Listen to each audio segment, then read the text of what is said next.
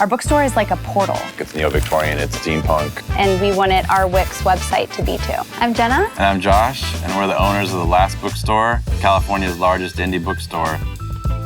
I wanted to create a bookstore that keeps the magic of real books alive. We want people to feel like they've left the world behind, and now they're in a different dimension entirely. It was important for us to be able to have a site that showcased all of those elements of our store so quickly to the customer. Wix had the tools that we needed to create that experience online. We could change and customize every single detail, and those tiny little details are what's so important to us.